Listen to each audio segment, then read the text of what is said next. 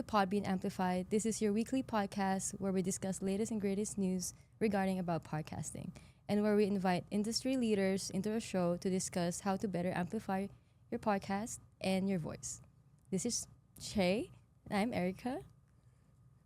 I'm Shae. Hello. I'm Shae. Okay. Podbean Amplified. How was your weekend? It's okay. I guess it's never been. Let me start over. That kind of weekend, huh? That kind of weekend. Tell me about it. It wasn't an Ericka weekend this weekend. No, apparently no. I had to, it was a very, an emergency. Something personal happened. So. Okay. But that's all I can say for now. But after that, been okay. How about you? How's your weekend? You just made me look like a fucking asshole. I was just laughing. What? And then you were like, I had an emergency. It's because I don't know. It's like, for I'm sorry. me, you know how like some people, it's just Personal, can't share. masking it. I hope everything's okay. I'm not trying to laugh. It was just the fact that I giggled in the beginning and you were like, I had an emergency this weekend. I'm just here like, I'm going to shoot myself right now. No, it's all good. It's all good. Yeah, I hope. Okay. Well, more in the news. It is about 115 degrees here in sunny Las Vegas, Nevada. Not a single cloud in the sky. Not a single drop of water. Actually go outside and you lose your hydration. And the reason why I say this is because my weekend consisted of moving. I am moving. Yeah, that was a whole thing in itself. All the heat too. Oh my god. Oh yeah. My boyfriend and I were so over it. We actually ran away to California for a day and to just go to the beach because There it you was go. so hot and oh my gosh. I don't have to go to the gym for like another 6 months. Big news in the podcasting realm. The Podcast Movement Conference is heading to Dallas, Texas, and guess who is going to attend? Oh yeah, the Podbean team. We're going to be there. So this year, the Podbean team is bringing the energy with a booth on site, and we'll be doing live interviews with podcasters, creators, and industry leaders all week long. So definitely come by the booth and say hi. Really excited about it. So it's a perfect way to meet the Podbean crew. Come hang out with us, meet us, say hi to the booth, and learn new podcasting tips, some insider secrets, from the source, from us. And whether you're a seasoned podcaster just starting out or a podcast fan wanting to soak in the vibe, podcast movement in Dallas is the place to be. And we'll be sharing all the highlights, behind the scene moments, and exclusive interviews right here on Podbean Amplified. So if you can make it, don't worry, we'll get you covered. Podcast Movement is always a spot for networking, learning, and leveling up your show, and Podbean is here to help you just for that, live and in person. So stay tuned for all the live coverage, and as always, keep amplifying your voice. And if you'll be joining the conference, we will see you in Dallas. Say hi to us and make sure that you are prepared for that humidity, people. Humidity. Oh, I mean, I'm going to say it again. We're from Vegas. We have literally zero humidity, and Texas has all the humidity. For real? Oh, I haven't been there. Okay. Wow. Oh, yeah. I'm going to bring my straightener because my hair goes. Oh, okay. Look like Exciting. Yeah, look like a golden doodle. So, obviously, I'm feeling very nostalgic. It's summer, and a lot of the kids are on vacation, and I'm getting older, so I'm like one of those people who is in the grocery store, I'm driving the car, and I see the kids playing around. I'm like, oh, that's so sweet. But it brings me back to when I was in middle school, and I think about all the times where I would be a kid. And I remember when I was younger and I first was interested in makeup. And before school, my parents would leave for work, and then I would go on the bus, and my girlfriend started using makeup, and so I'm like, oh my gosh, like I need to do that. So I went into my mom's bathroom and I would put on her makeup, and then I would go to school, and then I would bell ring, so I was like, take it off. And then I would go on the bus. Oh, to go home. To go home. Oh. See your mom, we won't see it. No. And the reason I bring that up is because I think that beauty trends are being taken over. And especially during the summer, that is when I see the most outlandish beauty trends. And the kids are what I'm worried about, is because I'm thinking about my young self and how I would behave seeing these trends. Yeah. So I'm going to play you one and we're going to talk about it. Okay. Because it's iconic and I love. This is not iconic. I would think this is pretty self-explanatory, but please do not use permanent markers around your eyes. Not only are the chemicals in these products extremely dangerous around the eyes, but they're really hard to remove and you can cause permanent damage. In the worst case scenario, this ink can actually get into the eye and cause damage to the cornea. So let's stick to normal eyeliner.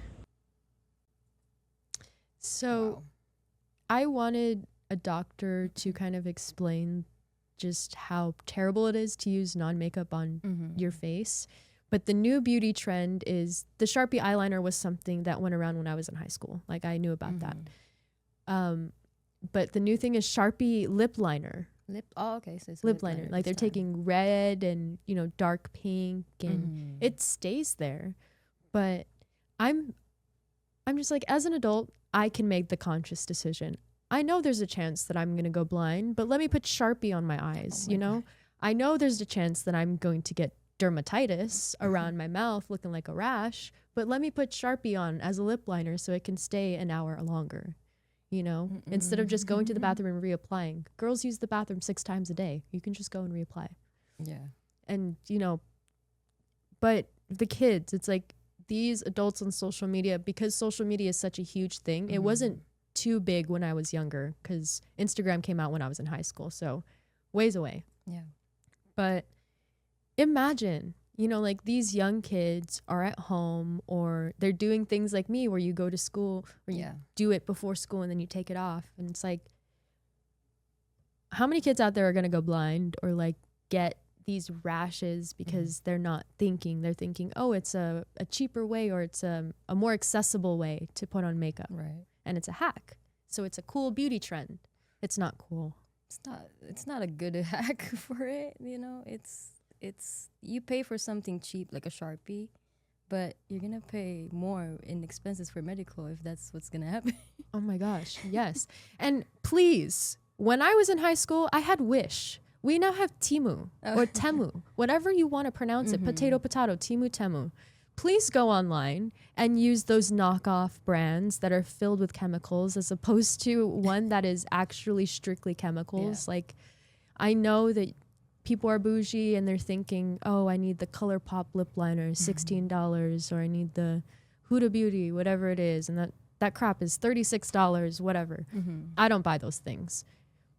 But I mean, e.l.f. Target is one of the most expensive all around stores right now. And e.l.f. $2 lip liner. Please. Not bad, yeah. Just instead of that, a Sharpie, it's a lot safer. Yes. And it's not even me warning the adults. It's just like, stop putting those trends out there for kids to see and replicate because they don't know. So it's the adults that posting it. You can take yourself to the doctor with one eye, but the kid, you know, the rest of their life, they can't make that conscious decision knowing the full repercussions. Definitely. Enough about me ranting about beauty trends. I'm glad I'm not a part of that because I definitely would have done that. 100%. If you're a kid, I would use a Sharpie. 100%. Oh my God, are you kidding? That would have been. Give me a Sharpie. A whole Just eyeliner. do it to the lip. Matching it, you know. Give myself a little beauty mark. Maybe a tat. That's it. All right. So obviously this is Podbean Amplified. We work for Podbean. You can check us out on podbean.com. We have tutorials on YouTube, on Podbean Academy, which is also on Podbean, podbean.com. But we have a lot of ways that you can amplify your voice, find out more about podcasting, tips, tricks, tools, ways to optimize your podcast. We go into SEO, we go into keywords. We go into the different nooks and crannies of podcasting that you probably would never know about had you not looked at Podbean Academy. So definitely check it out. And obviously, in our software highlight, I want to talk about today's Podbean feature spotlight. Something that honestly more podcasters should be using, especially if you want to grow your show and make it more accessible. So, Podbean's built-in transcription tool turns your podcast audio into readable text, and it automatically does that for you. Not only does that help hearing impaired listeners engage more with your content, it also makes your podcast more searchable by Google, and it's technically an SEO hack. And it's super easy to use. You know, when you upload an episode, just click transcript in your episode settings and either upload your own or auto-generate your one with Podbean's AI tool. You can even edit it after to clean things up. You can post the transcript right on Podbean podcast site to use it to your show notes. It helps with accessibility, social captions, blog content, keyword discovery, sponsors who want ad reads in writing. So if you're working with sponsors, adding a transcript means that you can offer written ad mentions. That's extra visibility and extra money for you. Just little ways that you can elevate your podcast. You know, for example, the hearing impaired, you know, it'd be better if they can follow along with a transcription. Maybe they'd stay and watch your show a little longer. For sponsors or advertisers, it's great to tell them, hey, I'm doing a read ad and I'm going to read it, but I also have transcription so people can see it in text as well. And people like that because you can almost pitch it as like a double content. Double content, but double exposure. There it is, yeah. I see it. It's really good. Alrighty, friends, my favorite segment. I think it's Erica's favorite segment too by now. What do you think? Yeah. Definitely meeting a lot of different people, different guests in their show, yeah. Having great conversation, picking their brain. They're podcasters, they're influential people in media. And just so happens, we also have a tech person in here, or quote unquote, the girl who gets it done. She is a host of 2 different podcasts. We are LA Tech Podcast and then Women in Tech Podcast, which we're going to talk a little bit more about that. But please help me welcome Miss Espree Devora. I love that last name. Hello. Welcome. So excited. Can I just tell you, I love how in your studio you have Keanu Reeves behind you. Got all the vibes. He gives me confidence by saying nothing. Just moral support right there. I love it. Right.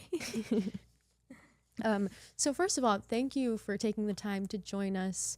We appreciate, you coming on and just giving us knowledge into podcasting because, even though we podcast, there's so much to learn in the field. It's cool to know everybody's different opinions and the way they operate. 100%. Yeah, podcasting for me is an art form. And I just feel like I'm painting audio with every podcast interview that I have and edit and produce. I like that. I love it. And I always say, I'm a chatty Cathy. I love conversation. The deeper it is, the more into it I am. And so I can talk for hours. So I love it. I absolutely love it. So your Women in Tech podcast highlights underrepresented voices. What inspired that mission for you? So I became a founder really early on in my life, and I didn't know there was anything in my way. I just had a dream, and I went after the dream, and that was it. And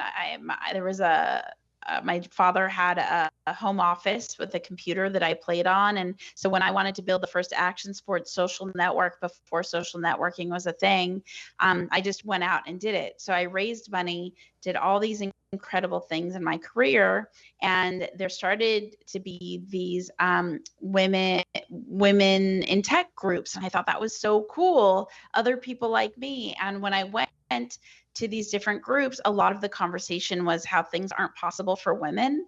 And I was like, but I raised money. I built this huge company. I've done so many things. I didn't know anything wasn't possible. So I thought it was really important that there were more spotlights on what we have accomplished to show more examples, because what's that story where before the person ran the 5-minute mile, nobody ran it. But then after one person ran it, then a ton of people were able to run the 5-minute mile just because they believed it was possible.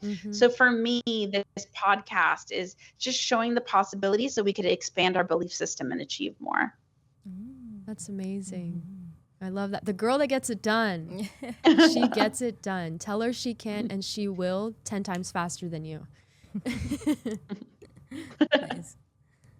Podcasting can be vulnerable at times. Have you ever had an episode that left you emotional or changed your perspective? I feel I've always been really afraid of the haters, and I once interviewed Arlen Hamilton, who's an amazing investor, and she said that the haters got to have a job too, and she doesn't give much energy to people who don't actually know her. And so she just keeps on going with her day, doing her thing, making her goals happen, as well as everybody in her ecosystem. So I really admired her courage, resiliency, and perspective on how to deal with online negativity and just negativity in general, because I'm a very sensitive person. So that is something that scares me a lot as my awareness becomes more and more known with my podcasts. Yeah, definitely. Criticism, especially being sensitive, I can relate to that. I will go home and just think about it all night. Like, that's not true, right? Oh yeah, that's not true. Like one thing I do, I just did it right now. I heard myself is I say like a lot. I'm from LA, grew up in LA. You know, we say like it's just part of how we speak, and it's really bad behavior as a podcaster to say like so much. So even my editor, I say you got to edit out all the likes, and he's constantly doing that. I had one online comment that said, all this girl does is say like too much, and I was devastated. So yeah, I really don't have a great relationship with online negativity. It really does scare me. So I really found it empowering the way Arlen Hamilton and others who deal with, the mess stuff of being a creator. Yeah. Definitely, yeah. Haters gonna hate. I love that. They need a job too. Oh my gosh. The way that I deal with people that are unsavory is I heard a quote from this mentor, and he said, "Some souls are here on vacation." And it's like, they're not here to learn, they're not here to grow, they're not here to progress, they're just on vacation. So let them vacate, let them have their little vacation. Totally. The other thing too is, and I think we could all probably identify with this, that all that hate is just a reflection of how we feel on the inside. I know when I'm having a bad day, I might be shorter with someone in a shop or walking down the street, or I'm not smiling. When we don't feel good inside, sometimes we react poorly. Now, I'm not the kind of person that's going to spew hate online or something like that, but the people who are putting the hate online, they're probably just in a lot of pain, and that's their only way that they know how to express that. And it's kind of like a call for help because they don't know how to process their own pain. Yeah, definitely. 100%. Couldn't agree more. We're clipping that. We're quoting that. So have you noticed any patterns where talented people hold themselves back from opportunity? Yeah, it's so interesting. So I've interviewed several hundred incredible women around the world. And I'm talking about I've been to over 100 countries, and I interview all these women in person. And I can't tell you how often, it's wild to me. I'll have women who have had their companies acquired, or high-level executives, or some sort of crazy accolade, and they're like, "Oh, I'm not good enough to be on the podcast. What do I have to say? No one wants to hear from me."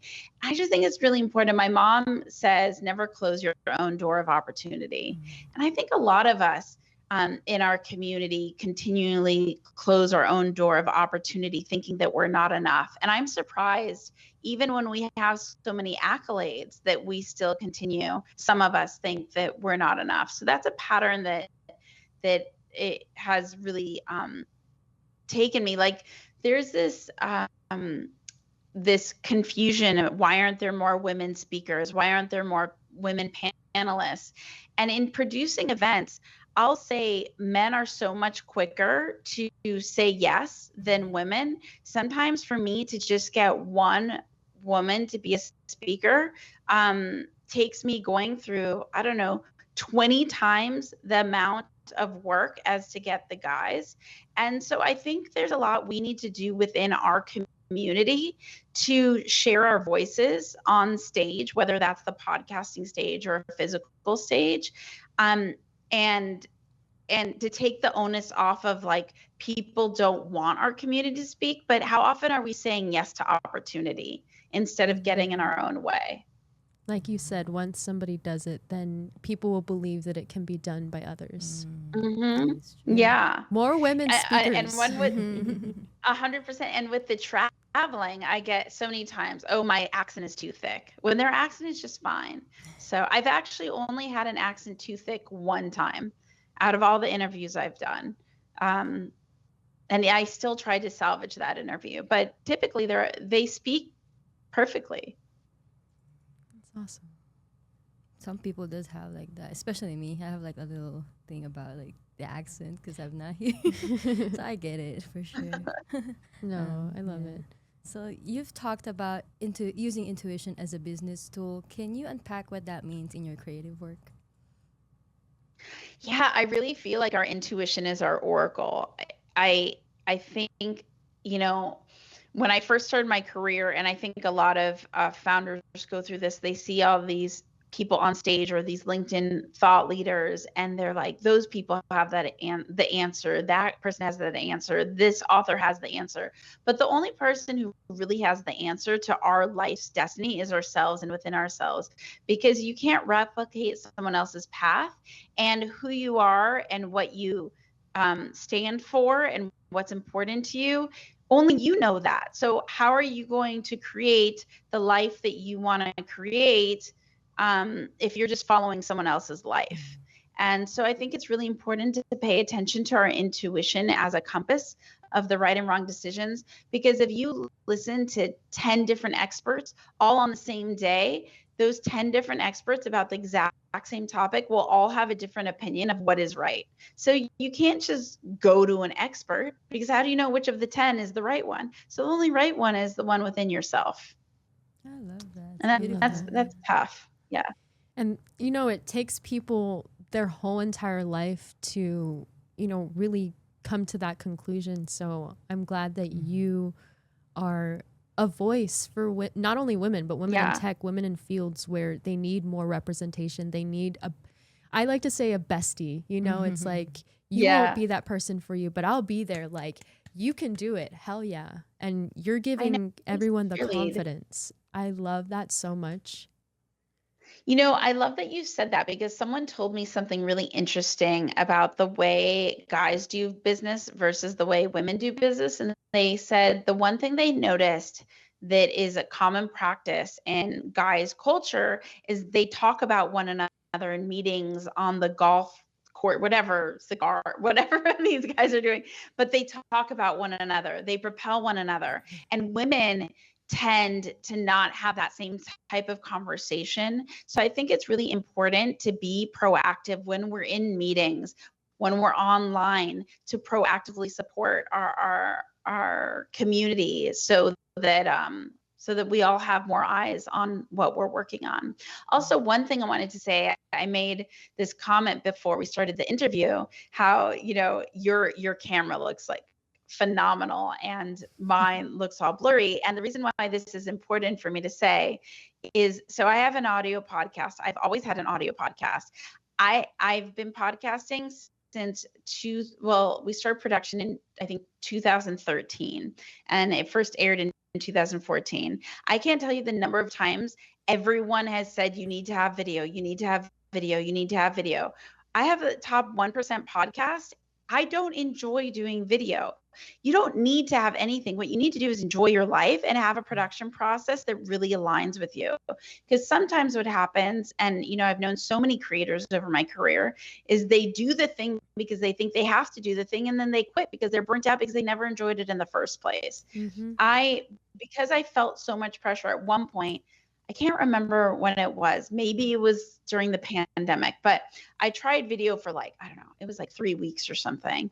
And I was hating the podcast so much that I thought that maybe I wanted to quit podcasting. And my editor said, he's like, you never did video before. You've never liked doing video. Why don't should you maybe just stop doing the video and see if that changes anything?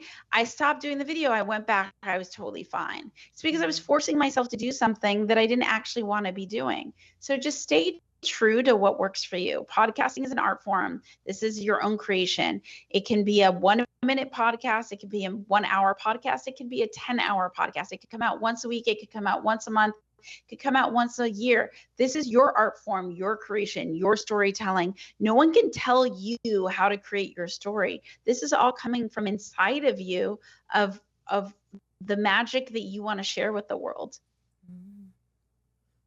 Very, very on point. We won't have to create anything for social media for the next couple of weeks. We'll just take all of your quotes and repurpose them, because it's fantastic. This advice that you're giving, really I mean, it makes so much sense. And I love that you're saying, 10 experts, you're going to get different answers. And this is why we have a podcast for podcasting, is because we're showcasing and showing people that there are many different successful podcasts that operate so differently. So you need to find what makes you happy. And you hit it right on the head. Like, that's awesome. I love everything you're doing. You're doing great. Like, I know you hype a lot of people up, so we should hype you up here at Podbean, that you are doing fantastic. Obviously, you're on the show for a reason. We want to hear your opinions, your voice, and just amplify it, because you're doing something fantastic. Thank you so much. I think the biggest suggestion that I could give to everybody, and it's going to sound so boring, but it's consistency. Consistency is the secret to success in all categories of work. So if you're creating your podcast, whatever it is that you're creating, just be consistent about it and have that flow. Maybe the podcast episode then goes to a newsletter, which then gets posted somewhere. And just don't worry about the end result or how many listeners you have or this and this and that. Be so madly in love with the journey of creation and the journey itself, and just stay consistent and committed to that journey. An amazing podcaster who did that, who I really admire, is Harry Stebbings with 20-Minute VC. He has been consistent since 2014, and it led from him being an unknown podcaster and just a young teenager who had an interest in venture capital to one of the most powerful venture capitalists in the world today, 10 years later, all through podcasting. All he was a curious kid who wanted to learn about venture capital, who didn't know anything and got so many no's, but he stayed consistent. And man, do I admire that guy. And it really shows the kind of reward consistency has. That's very inspiring. Definitely. Yeah. I mean, I'm over here sitting on episodes of unreleased podcast, my unreleased podcast, and I'm just like, I'm in my own way, and we're always in our own way. It's always us. We all are. The other one that is really interesting is a lot of people give a lot of merit to listeners or sponsorship money, these kinds of accolades. But some of the things that I've been able to experience because of my podcast is one time the Swiss government flew me around all over Europe to meet with different organizations, all because of my podcast. And I got to speak to these entrepreneur organizations all throughout Europe. That was incredible.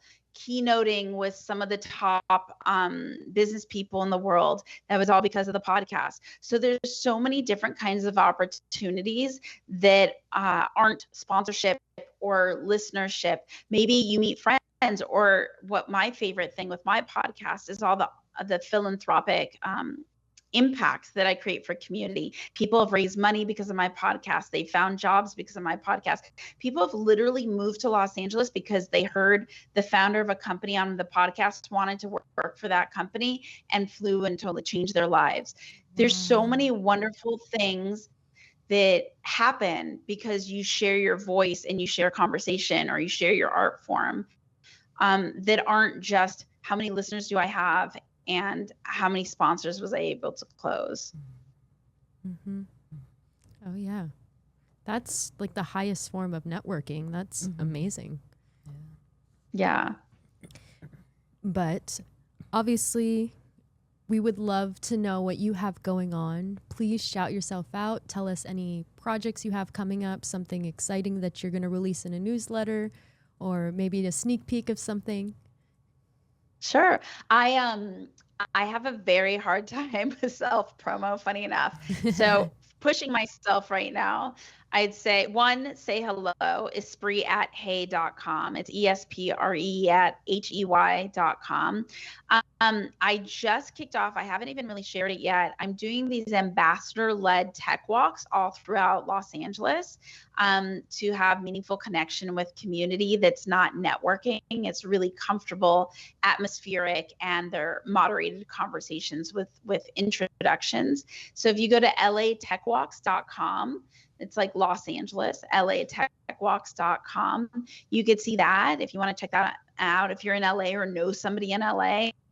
And yeah, I don't know. That's the only thing I could think of. It's this experiment I'm running to empower the community. So it's kind of cool. I have a few friends in LA actually that I want to send that to.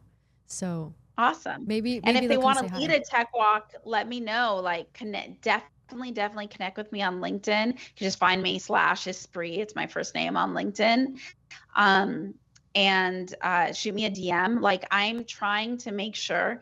The biggest problem we have in Los Angeles as far as tech is our city is really geographically fragmented. It's like we have a ton of different countries all within one city. Mm-hmm. So I'm doing my best through We Are LA Tech to bring the city together. That's like cool. I don't think I shared this earlier. The theme of We Are LA Tech is really to spotlight the people and places and events creating the LA Tech community so that we're very connected. And then for women in tech, the motto is, if she can do it, so can I. So Women in Tech is for a community of people to expand their belief systems so they could achieve more. And then We Are LA Tech is to bring that nucleus for the community to create meaningful connection. Wow. The intention. Mm-hmm. I love the intention. It's just so well thought out, and the things you're doing is truly fantastic to bring a community together, you know, and you are doing just that. Yeah, so congratulations. And I don't recommend, thank you. And I don't recommend people have 2 podcasts. Do not do 2 podcasts. I got into 2 podcasts. I have the 2 podcasts. I've had more podcasts than just 2. No, I don't recommend it. Just do the 1 podcast. It's enough. Like, there's specific reasons I have both. I don't suggest having more than 1 podcast. Joe Rogan has 1 podcast. It's good enough, you know? Oh yeah, I completely agree with that. But thank you so much for your time. We appreciate your knowledge, what you're doing for not only the podcasting community, but for women in tech and just LA as a community. Like, you're doing so many things and bringing so many people together all at once, and it's beautiful. Thank you so much. Thank you. And I'd love to just shout out before we get off, Ariel Nessenblatt, I think is how you say her name, if I'm not mispronouncing it. She's Ari this and that on social. She's the queen of podcasting. She just knows all the podcasting insights. And I just think what she's done for the podcasting industry and the champion community in podcasting is incredible. So for sure, give her a follow. For sure. 100%. Definitely. Thank you. And that's how we meet people too, is word of mouth and, you know, conversations and like, oh, this person does that. Okay, I'm going to go and check them out now. Yeah. Awesome. Write that down. Well, thank you for having me. This has been awesome. Thank you so much. Thank you for your knowledge. Thank you for being here. And we hope you have a great night or a great day. All the things all day long. Bye. And that is firsthand knowledge from the girl who gets it done, people. Someone who is active in the community that she loves. She is so deep into her niche and also expanding it in ways that are impactful to not only her podcasting community, but her actual living community. So it's so cool to see the way that podcasting can bring people together, can open up your mind, and even inspire you to do things that you never thought you could do. I mean, if your neighbor does it, you are not far off. You are one step away. Definitely.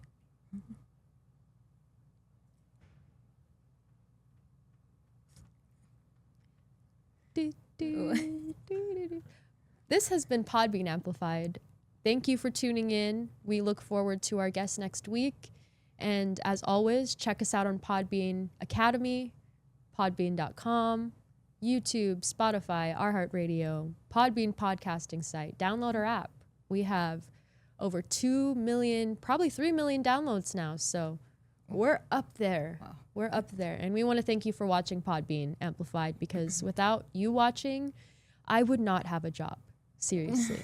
So I will see you next week. And if I don't, it's because you didn't show up and watch. So ta-ta. It's been real. It's been fun. It's been real fun.